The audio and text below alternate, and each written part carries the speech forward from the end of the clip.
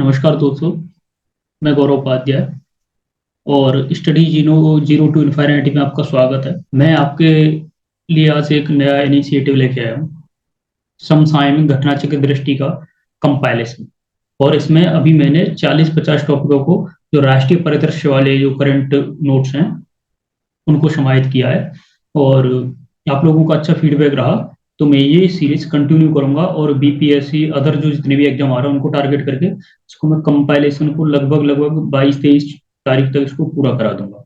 ठीक है, तो आगे बढ़ते हैं और देखते हैं पहला क्या है। आपकी कोई भी क्वेरी हो, कुछ भी हो, तो आप मेरे से संपर्क कर सकते हैं नंबर पे। आगे बढ़ते हैं हम। तो सबसे पहला है हमारा, तो ये है पार्ट 1 और इसमें पहला है प्रधानमंत्री विश्वकर्मा योजना। तो पीएम मोदी द्वारा 77वें स्वतंत्रता दिवस के अवसर पर, कब, 77वें स्वतंत्रता दिवस के अवसर पर पीएम मोदी द्वारा विश्वकर्मा योजना की घोषणा की गई थी। पहला, इस योजना को पारंपरिक शिल्पकारी ट्रेडिशनल क्राफ्ट्समैनशिप में कुशलता प्राप्त व्यक्तियों के लाभ के लिए तैयार किया गया है। विश्वकर्मा जयंती पर इसको लॉन्च किया जाएगा। ठीक है, विश्वकर्मा जयंती पर इसको लॉन्च किया जाएगा। यह योजना ओबीसी समुदाय, इसके लिए ओबीसी समुदाय और बुनकर, स्वर्णकारों, लोहारों, धोबियों एवं नाई आदि को सशक्त बनाने के लिए है। ठीक है, इसके कुछ इंपोर्टेंट फैक्ट हैं।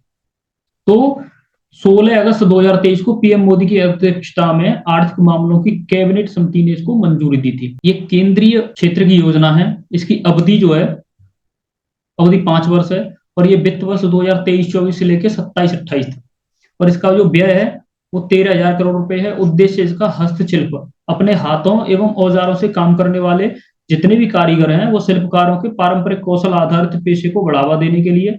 और इसको पीएम विश्वकर्मा प्रमाण पत्र एवं पहचान पत्र द्वारा मान्यता भी दी जाएगी। जो भी लोग इसको करेंगे उनको ये प्रमाण पत्र भी दिया जाएगा। ऋण की जो प्रतिशत है इसमें वो 5% की है, 5% ब्याज दर पर। फर्स्ट किस्त 1 लाख रुपए और इसकी जो दूसरी किस्त है वो 2 लाख रुपए की है।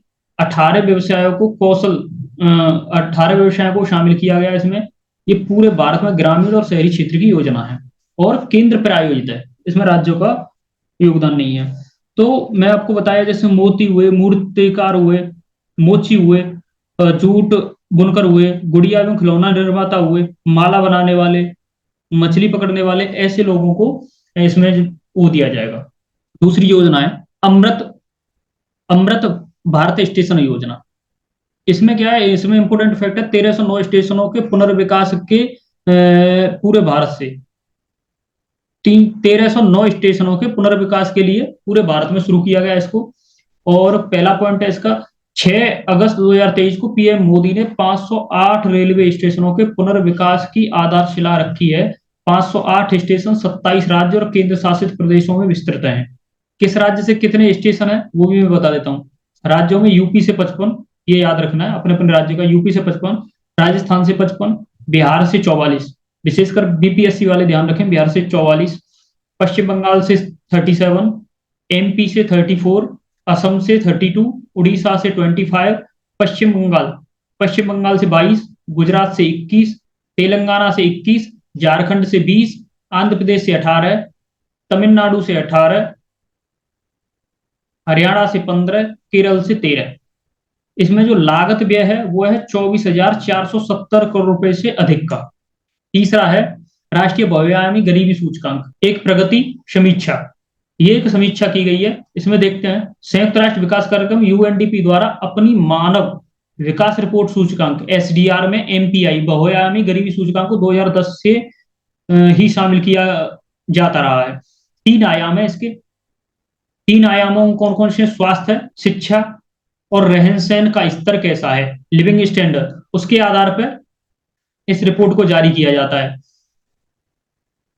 नेशनल एमपीआई प्रोजेक्ट का जो उद्देश्य है वो है वैश्विक एमपीआई रैंकिंग में भारत की स्थिति में सुधार करना। भारत में इसके कार्यान्वयन के लिए नीति आयोग नोडल मंत्रालय है। इसके 3 आयाम जो मैं बताया हूं, शिक्षा, स्वास्थ्य और रहन सहन का जो स्तर है।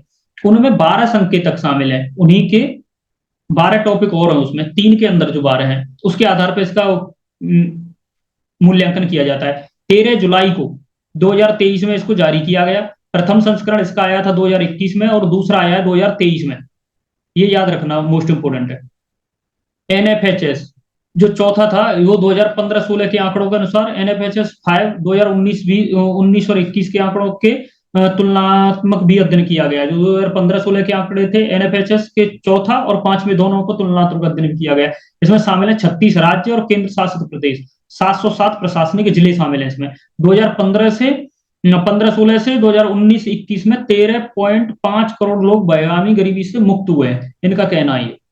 मुक्त हुए लोगों की संख्या की दृष्टि से शीर्ष 3 राज्य कौन से हैं? तो पहला उत्तर प्रदेश, जहां 3.43 करोड़ % जो लोग हैं वो मुक्त हुए हैं गरीबी से। बिहार है दूसरे नंबर पर, 2.25 करोड़ हुए हैं। तीसरा नंबर है एमपी का, 1.36 करोड़ संख्या गरीबी के आधार पर। 2015-16 में 24.85 थी, 2019-21 में घट के हो गई 14.96%, और इसकी कमी हुई है 9.89%। नेक्स्ट है सर्वाधिक बयामी गरीबी वाले शीर्ष 5 राज्य। तो इसमें बिहार का पहला नंबर, झारखंड का दूसरा, मेघालय का तीसरा, चौथा उत्तर प्रदेश, पांचवा मध्य प्रदेश। 2019-20 और 15-16 दोनों, 19-21 और 15-16 दोनों के आंकड़े भी दे रखे हैं मैंने, इनको पढ़ लें एक बार। केरल, केरल सबसे कम एमपीआई जनसंख्या वाला राज्य, 0.55% है। 2015-16 व 2019-21 में तुलना, बिहार, मध्य प्रदेश, उत्तर प्रदेश, उड़ीसा और राजस्थान। बीपीएससी के उद्देश्य से देखते हैं। बिहार में सर्वाधिक एवं न्यूनतम गरीबी वाले राज्य, तो सर्वाधिक गरीबी कौन है? अररिया, दूसरा पूर्णिया, तीसरा सुपौल, चौथा सहरसा, पांचवा मधेपुरा। और न्यूनतम गरीबी सिवान, मुंगेर, रोहतास, पटना, गोपालगंज। उत्तर प्रदेश में सर्वाधिक गरीबी बहराइच, श्रावस्ती, बलरामपुर, बदायूं, सीतापुर, पहला, दूसरा, तीसरा, चौथा। न्यूनतम गरीबी गाजियाबाद, लखनऊ, कानपुर, गौतम बुद्ध नगर, हापुड़। नेक्स्ट देखते हैं वैभव फेलोशिप योजना। ये उन लोगों के लिए की गई है जो वैश्विक भारतीय वैज्ञानिक हैं। तो इसका वैभव का फुल फॉर्म है वैश्विक भारतीय वैज्ञानिक। तो वैश्विक से VAI और भारतीय से VHA, वैज्ञानिक से VAI, वी लेके बनाया गया है। नेक्स्ट है अक्टूबर 2022 में शिखर सम्मेलन का आयोजन। इसमें भारतीय शोधकर्ता, शिक्षाविद, प्रवासी, जो प्रवासी भारतीय हैं उनके लिए 28 फरवरी को राष्ट्रीय विज्ञान दिवस के अवसर पर भारतीय प्रवासियों के लिए वैभव फेलोशिप योजना शुरू की गई है। अगर आप ये बताएंगे कि 28 फरवरी को किसके जन्मदिन के अवसर पर इसको मनाया जाता है? 28 फरवरी को, ठीक है। इसमें कौन कौन सी नोडल एजेंसी हैं? तो इसमें नोडल एजेंसी है विज्ञान और प्रौद्योगिकी विभाग, NRI, OCI और PIO, जो कार्ड धारक होते हैं उनके लिए ये प्रदान की जाएगी। 18 विज्ञान कार्य क्षेत्रों में काम करने हेतु आमंत्रित किया जाएगा। इसमें जैसे क्वांटम प्रौद्योगिकी है, कृत्रिम बुद्धिमत्ता और मशीन लर्निंग, डाटा विज्ञान, फोटोनिक्स, ऊर्जा, संचार, कृषि विज्ञान, ऐसे क्षेत्र हैं इसमें शामिल। अब देखते हैं महिर, पांचवा टॉपिक अपना महिर। महिर में mission on advance and high impact research, इसकी ये फुल फॉर्म है महिर की। ऊर्जा क्षेत्र से संबंधित नवीनतम एवं उभरती हुई प्रौद्योगिकियों पर अत्याधुनिक एवं हाई इंपैक्ट रिसर्च संचालित किए जाने की आवश्यकता को पूरा करने के लिए महिर मिशन शुरू किया गया है। पहला है केंद्रीय विद्युत मंत्रालय तथा नवीन और नवीकरणीय ऊर्जा मंत्रालय, ये दो शामिल है। अवधि इसकी 2023-24 से 2027-28, 5 साल। उद्देश्य इसका भारत को उन्नत विद्युत प्रौद्योगिकी के लिए विनिर्माण केंद्र बनाना। संरचना इसकी क्या है? संरचना है इसकी, एक तो शीर्ष समिति है, दूसरी है तकनीक कार्य क्षेत्र समिति। इसमें टेक्निकल स्कोपिंग कमेटी, इसका सचिवालय है सिपुरी, बंगलुरु में। छठवां हमारा पॉइंट है राज्य खाद्य सुरक्षा सूचकांक 2022-23 FSSAI द्वारा जारी किया जाता है इसको प्रतिवर्ष। प्रथम संस्करण इसका 2019 में 7 जून को विश्व खाद्य सुरक्षा दिवस के अवसर पर 7 जून 2023 को केंद्रीय मंत्री स्वास्थ्य एवं परिवार कल्याण जो मंत्री हैं डॉक्टर मनसुख मांडविया द्वारा राज्य खाद्य सुरक्षा सूचकांक जारी किया गया था। इसका 5वां संस्करण है। शीर्ष 5 राज्य कौन से हैं बड़े राज्यों में? बड़े राज्यों की श्रेणी में शीर्ष 5 कौन है? केरल पहला, दूसरा इसका पंजाब, तीसरा है तमिलनाडु, चौथा है मध्य प्रदेश, 5वां है उत्तर प्रदेश। छोटे राज्यों में गोवा पहला, मणिपुर दूसरा, सिक्किम तीसरा, मेघालय चौथा और नागालैंड 5वां। बिहार इसमें 19वें नंबर पर है, ये याद रखें। और इसका जो स्कोर है 20.5 बड़े राज्यों में। मिजोरम अंतिम स्थान पर है छोटे राज्यों में 14.5 अंक के साथ में।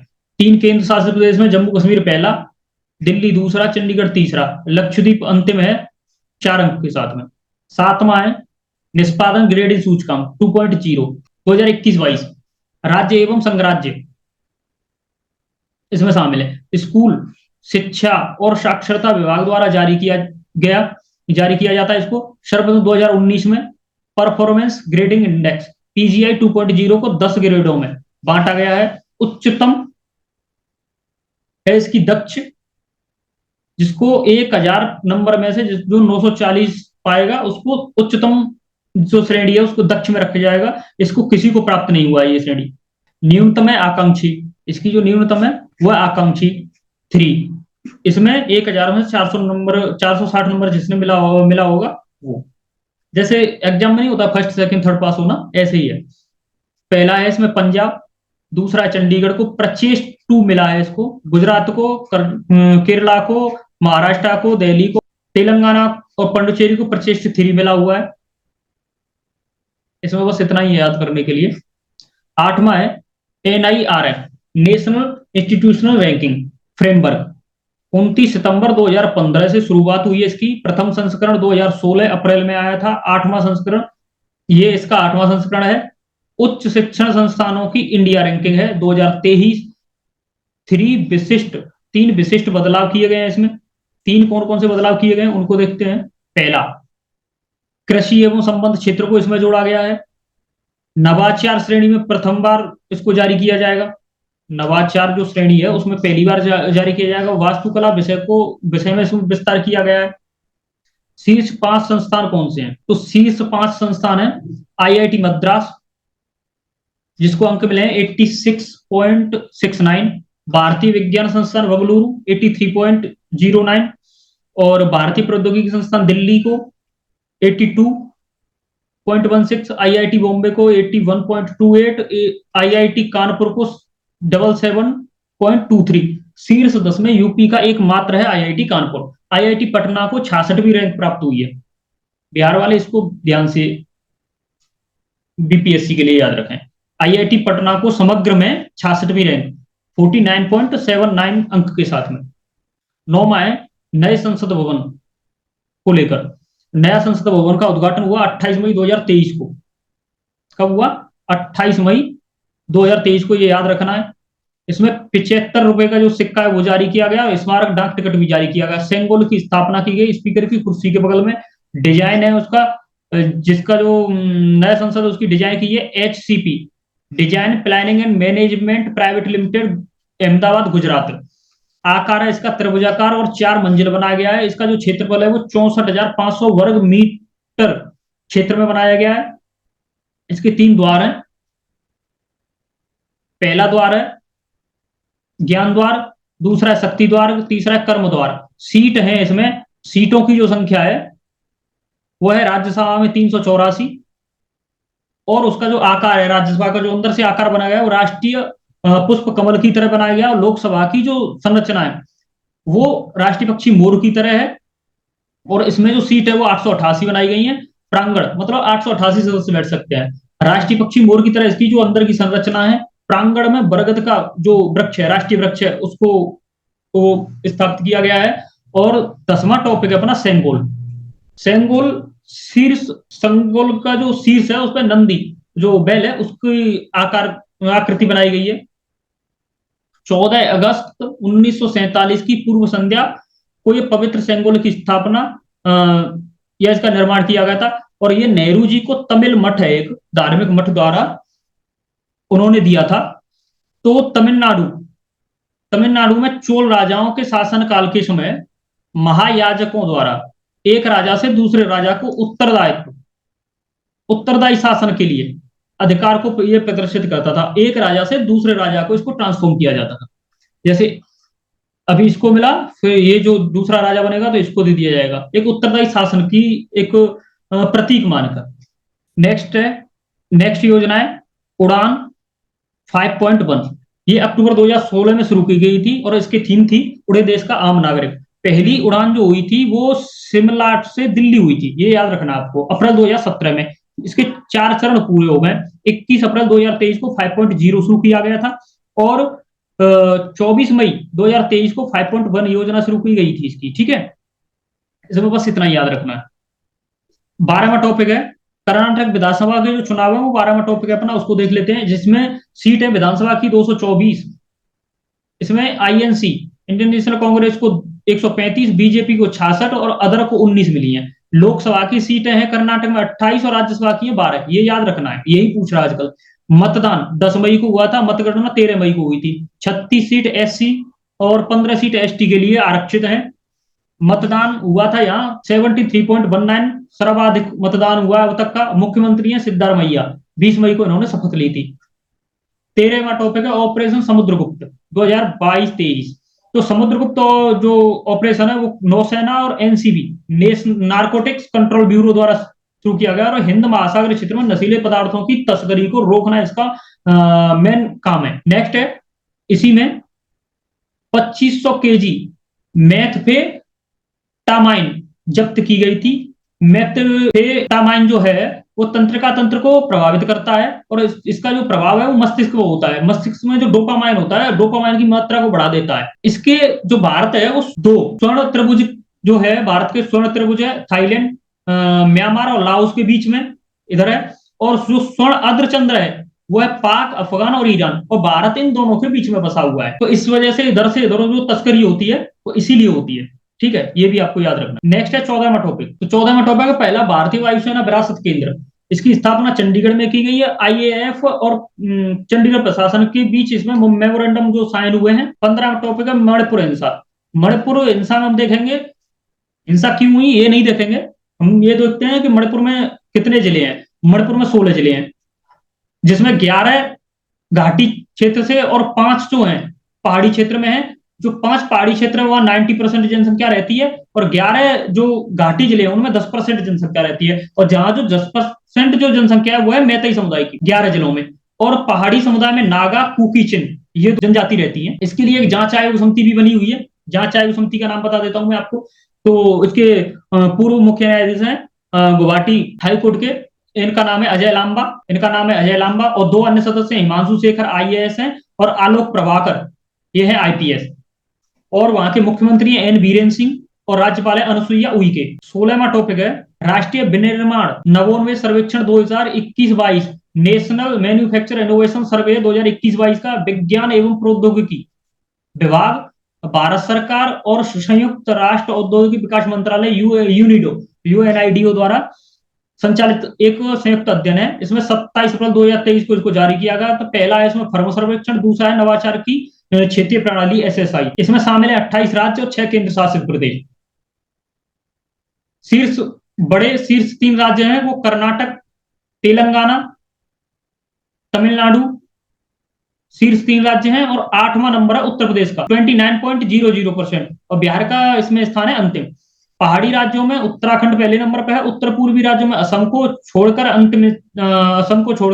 अंतिम स्थान पर है सभी। और दादर नगर हवेली और दमन एवं द्वीप में पहले नंबर पर है केंद्र शासित प्रदेश शहरी में, और जम्मू कश्मीर अंतिम स्थान पर है। 17वां टॉपिक है भारत में जल निकायों की गणना।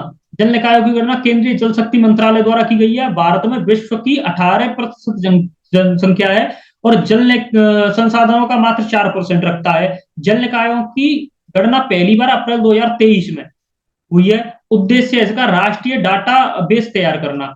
जल जो निकाय है उनका राष्ट्रीय डाटाबेस तैयार करना। देश में कुल जो जल निकाय है वो है 24,24,540। ठीक है, ग्रामीण क्षेत्रों में इसमें 57.1% है और शहरी क्षेत्रों में 2.9% है। ग्रामीण शीर्ष 5 राज्य इसमें इसमें ग्रामीण में है, शीर्ष 5 राज्य पश्चिम बंगाल पहला, दूसरा यूपी, तीसरा आंध्र प्रदेश, चौथा उड़ीसा, पांचवा असम। शीर्ष 5 राज्य हैं शहरी, शहरी सी 5 हैं, तो उसमें पश्चिम बंगाल पहला, तमिलनाडु दूसरा, केरल तीसरा, चौथा यूपी का और पांचवा त्रिपुरा का। नेक्स्ट चलते हैं। नेक्स्ट अपना 18वां टॉपिक। और इस 18वें टॉपिक में, जो 18वां टॉपिक है, इसमें केरल जल बजट तैयार करने वाला भारत का पहला राज्य बन गया है। कौन? केरल। 17 अप्रैल 2023 को केरल के मुख्यमंत्री पिनराई विजयन ने जल बजट प्रस्तुत किया है। इस जल बजट के अंतर्गत प्रथम चरण में 15 ब्लॉक पंचायतों एवं 94 ग्राम पंचायतों को समाहित किया है। ठीक है।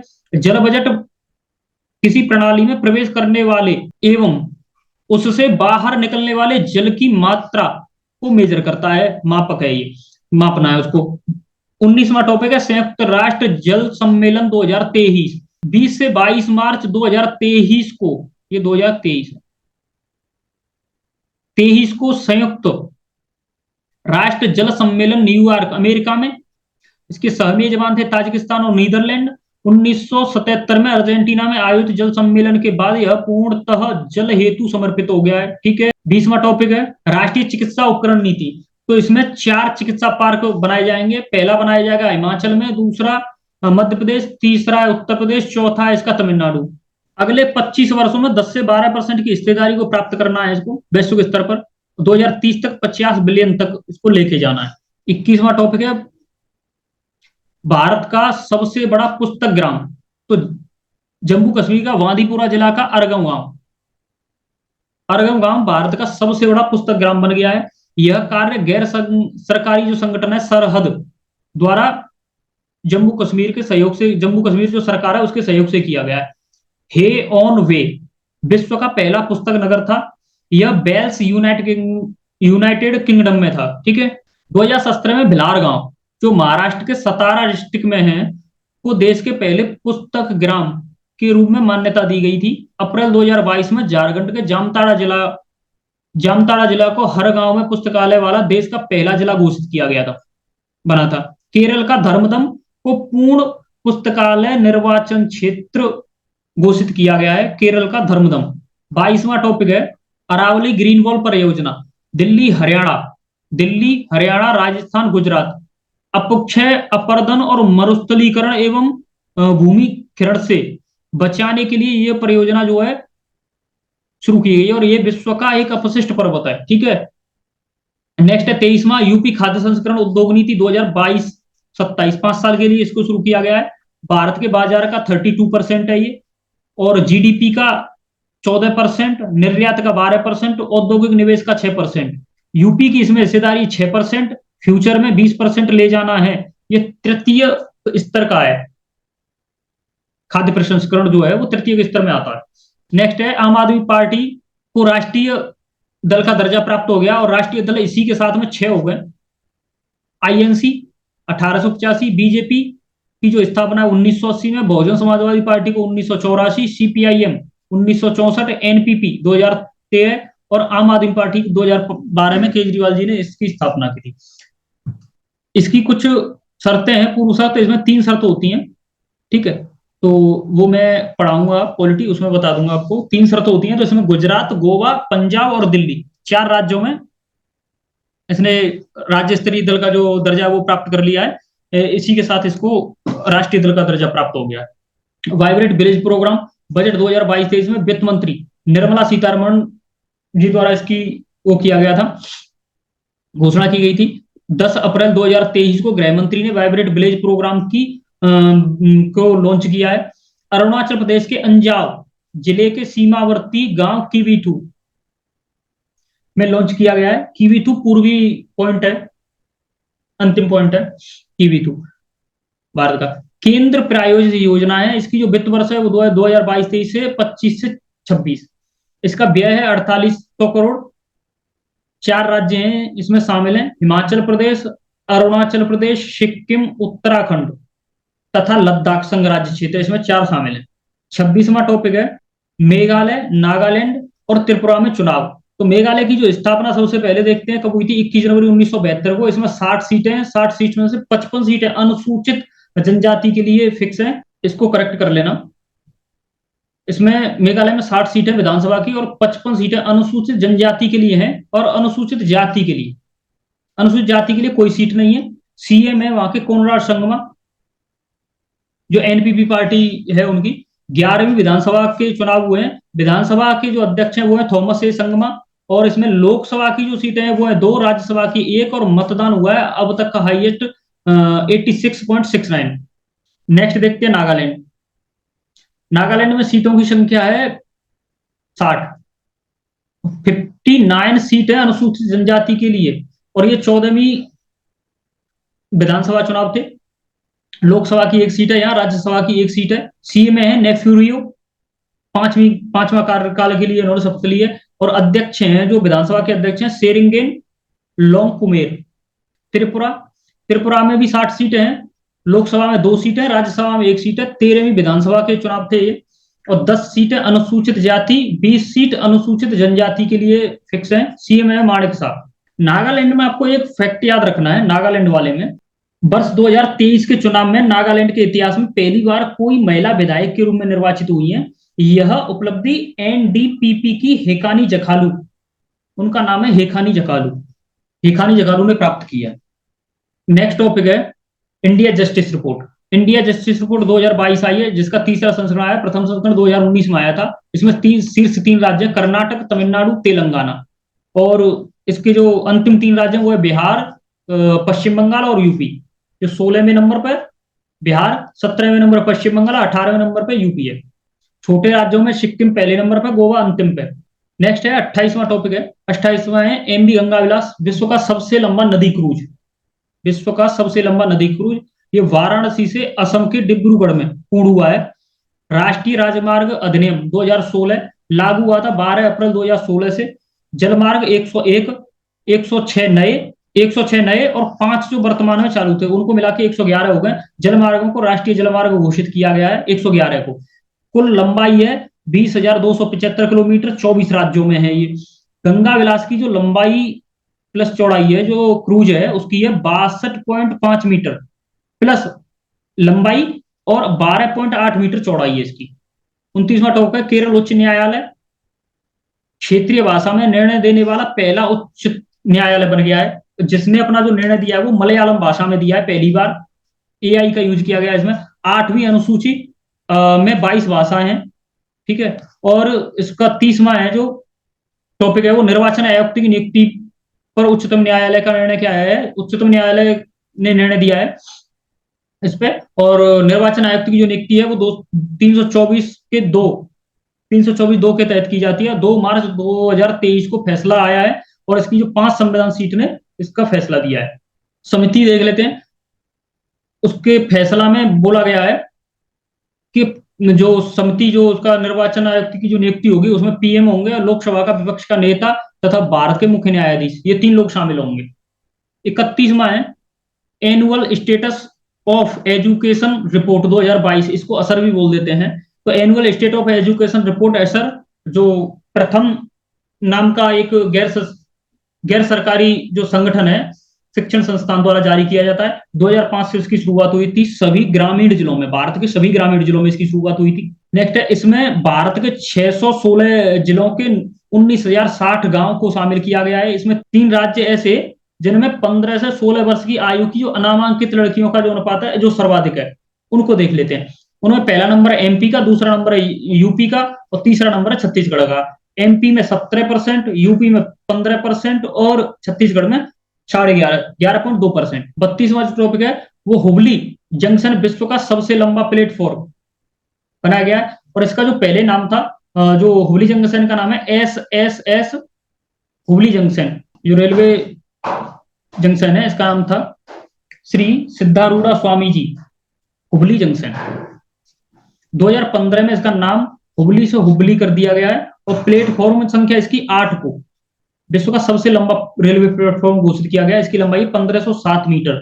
दूसरे नंबर पर है गोरखपुर जंक्शन, इसका है 1366.33 मीटर लंबाई। तीसरा है कोल्लम जंक्शन 1180.5 मीटर। चौथा है खड़गपुर जंक्शन पश्चिम बंगाल 1072.5 मीटर। पांचवा है इसमें विश्व का, पांचवा विश्व का सबसे लंबा है। देखा स्टेट स्ट्रीट सबवे, यह शिकागो अमेरिका का। 33वां टॉपिक है विदिशा। विदिशा 5G तकनीक लागू करने वाला पहला आकांक्षी जिला बना है। आकांक्षी जिला कार्यक्रम जनवरी 2018 में शुरू किया गया था। इसमें यूपी के 8 जिले, बिहार के 13 जिले हैं।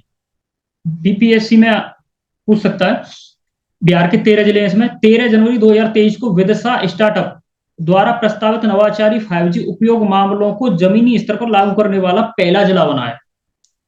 इसका इतना ही इंपोर्टेंस है। 34वां टॉपिक है कोल्लम, भारत का पहला संविधान साक्षर जिला। 14 जनवरी 2023 को कोल्लम भारत का संविधान साक्षर जिला बना। केरल के जो सीएम है वो है पिनाराई विजयन। संविधान साक्षर अभियान द सिटीजन 2022 के तहत ये उपलब्धि प्राप्त की गई है। अभियान में शामिल कोल्लम जिला पंचायत, जिला योजना समिति, केरल स्थानीय प्रशासन संस्थान, जिसको किला बोलते हैं, ठीक है। 2000 शिक्षक हैं, उनको सीनेटर बोला गया है, जिन्होंने इसका जो संविधान से साक्षर जो बना है उसमें ये 2000 शिक्षकों की महत्वपूर्ण भूमिका है। नेक्स्ट है 35वां टॉपिक, राष्ट्रीय ग्रीन हाइड्रोजन मिशन। 2047 तक ऊर्जा स्वतंत्र राष्ट्र बनाने के लिए इसकी जो 2017 तक का वो रखा है टारगेट। 2070 तक शून्य, शुद्ध शून्य, नेट जीरो उत्सर्जन। इसमें जो खर्चा आने वाला है वो 19,744 करोड़ का है। 2030 तक मिशन से जो संभावित जो परिणाम की अपेक्षा की गई है वो है देश में 125 गीगावाट अक्षय ऊर्जा क्षमता में वृद्धि तथा 5 मिलियन मीट्रिक टन हरित हाइड्रोजन उत्पादन क्षमता को बढ़ाना है। इसके उद्देश्य है विश्व में ग्रीन हाइड्रोजन का अग्रणी उत्पादक एवं आपूर्तिकर्ता बनाना, भारत को रिसर्च एंड डेवलपमेंट परियोजनाओं का समर्थन करना। तीसरा है आयातित जीवाश्म ईंधन पर निर्भरता में कमी करना, रोजगार एवं आर्थिक विकास के अवसर पैदा करना, इसका मेन उद्देश्य है। यहां तक उन्हें 35 टॉपिक देख लिए हैं। 35 में अब नेक्स्ट वीडियो आएगा, उसमें ये राष्ट्रीय परिदृश्य से संबंधित जो भी टॉपिक और बचे हैं उनको दूसरे नंबर की वीडियो में आएगी 19 तारीख को। और इसकी जो पीडीएफ है, पीडीएफ का जो टेलीग्राम पे मिलेगी आपको, टेलीग्राम का लिंक मैं डिस्क्रिप्शन में दे दूंगा। और नेक्स्ट वीडियो आने वाली है 2 दिन बाद, और आप इसका पूरा फायदा उठाएं, अपना एग्जाम में अच्छा बेहतर प्रदर्शन करें। ठीक है दोस्तों, नमस्कार।